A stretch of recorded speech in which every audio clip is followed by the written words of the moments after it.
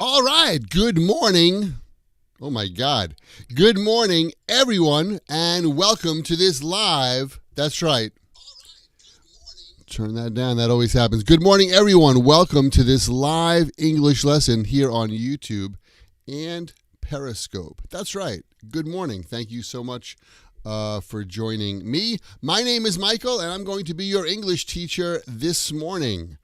All right, it's a Saturday morning, Saturday, March 4th, and it's another cold day in New York. The weather here has been very, very strange. It was warm, like 15 or 17 degrees Celsius, a few days ago, and suddenly it was 0 yesterday, and it's about the same today, and it's cold. Wow. Even though it's March. So, wow. How's the weather by your place? Where are you guys? I'd like to just say hello to everyone. Thank you for joining me today. I appreciate that. I'm glad to see you here. It is a little bit early for those of you who live in North America, the United States, or South America. But I always do these live English lessons at different times so that people who are in different parts of the world don't have to wake up too early to see me and to see this live show. I've got 3 points that I want to talk to you about, which we're going to get to in a moment. I just want to say a quick hello to everybody who's joining here on YouTube. Marilla, hello, and Haran, hello. Understanding, hello. Wow, Dora, hello. Good morning. Good morning to everyone. Thank you for joining me. I appreciate that. Hello, everyone who is here on Periscope, although it's too small and I don't have my glasses. I can't read your name. Naho is here. Oh, no, Naho is sick in bed. Oh, my God. Noriko is here, though. Aram, hello. Well, hello, and hey, sunny in the Ukraine, nice. Sydney says it's 28 in Rio de Janeiro. Wow, sweet. All right, let's get to it. Oh, before I forget, don't forget, you can go to myhappyenglish.com, click members, join the mailing list. That's right. Just give me your name and your email address, and I'll send you free English lessons by email, including the study guide for this live series of lessons. Today is live lesson number 54. That's right. This is number 54, the 54th live English lesson this year. Sweet, right? All right. Today we have 3 important points to talk about today. First, we're going to look at how to use may. 3 ways to use may, actually. Then we're going to look at the natural pronunciation of I am going to have to go to work tomorrow, which never sounds like that when Americans speak it. And then we're going to take a look at some CAT idioms. And even though I'm a dog person, I'm going to show you guys some CAT idioms. How about that? How about you? Are you a cat person or a dog person? Why don't you leave a comment and let us know?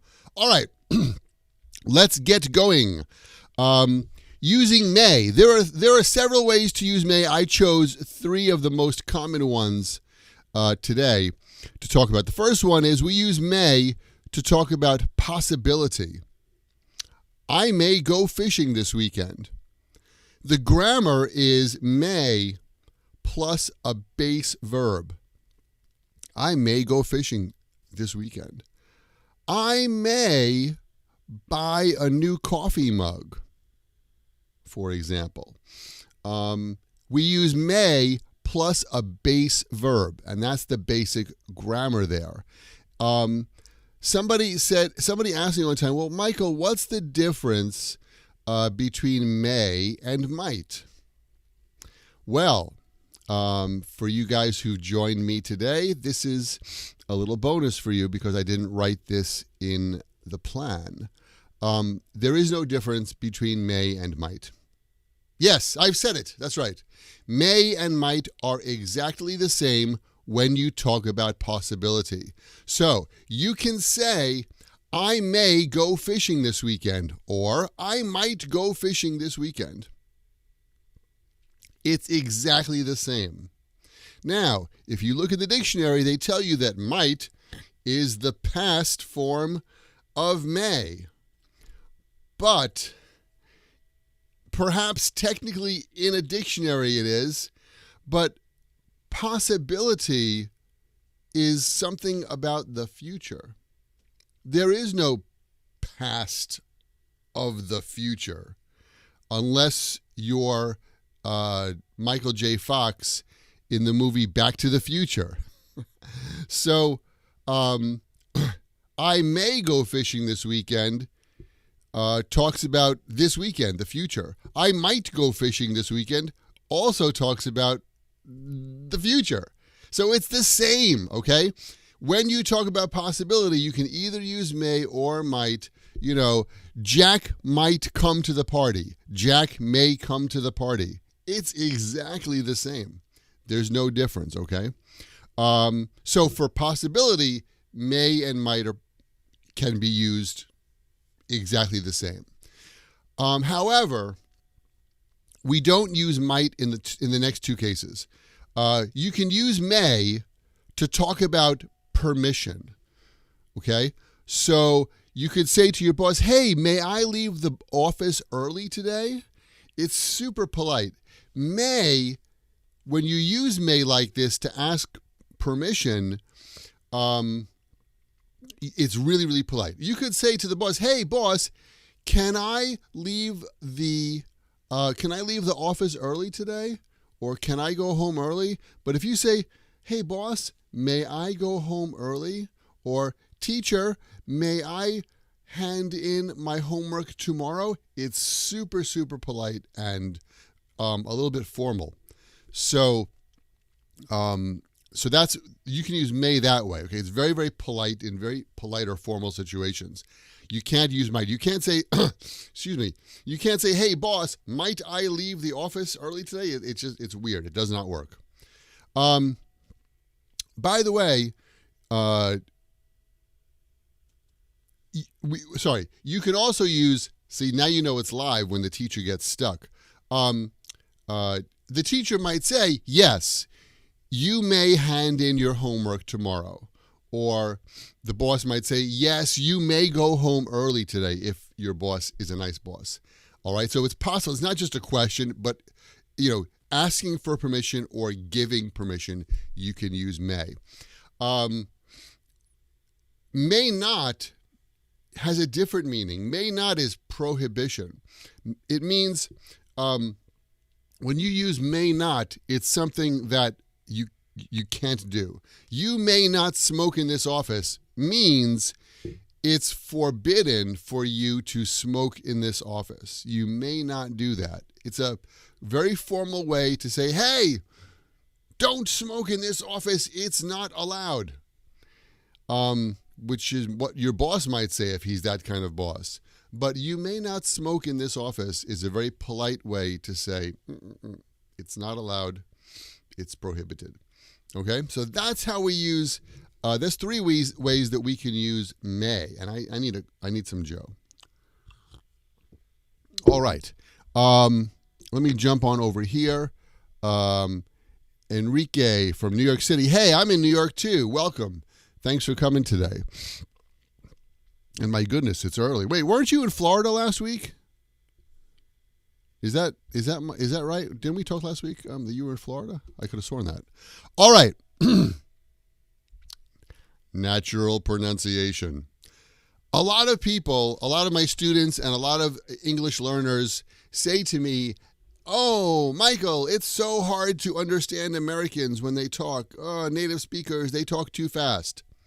No, you know what? We don't talk fast. We don't talk quickly. But what we do is we squeeze the words together. And we combine the sounds together. And there are a lot of technical words that a lot of English teachers like to use. I like to use the word squeeze. If you want to have orange juice, you squeeze the oranges. And if you want to speak like a New Yorker or an American, you can squeeze the words together. And so, hello, Periscope. And so, here's the sentence that we're going to squeeze together. Are you ready? I am going to have to go to work tomorrow. I am going to have to work tomorrow. All right, so as you probably heard, or you've heard before, and we've studied this before, going to becomes gonna, have to becomes have to. So the second sentence, and I am, becomes I'm. So it's I'm gonna have to work tomorrow. I'm gonna have to work tomorrow. Well, I'm sounds more like like when you sit in the bathtub and you go, so relaxing. Gonna have to. I'm gonna have to. I'm gonna have to. I'm gonna have to. I'm gonna have to work tomorrow. Gonna have to. That's what I said. I'm gonna have to. I'm gonna have to work tomorrow. And tomorrow usually sounds like ta-ma-ra. Why don't you try that?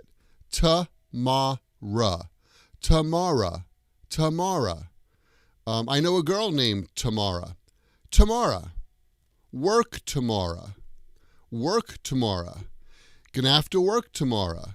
Ganafta. Ganafta. That's what it sounds like. I'm gonna have to work tomorrow. I'm gonna have to work tomorrow. I'm gonna have to work tomorrow. I'm gonna have to work tomorrow. So gonna have to sounds like gonna have to. And I'm is I'm gonna have to work tomorrow. Hey, Michael, do you want to play golf tomorrow? No, I'm gonna have to work tomorrow. I'm gonna have to work tomorrow. Okay, that's the natural pronunciation of I am going to have to work tomorrow. So nobody speaks that way. I'm gonna have to work tomorrow. I'm gonna have to work tomorrow.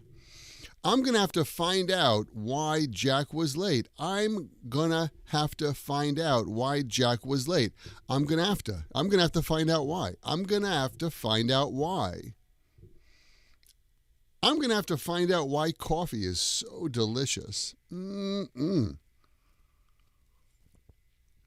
about you guys? Are you coffee fans? I'm a huge coffee fan.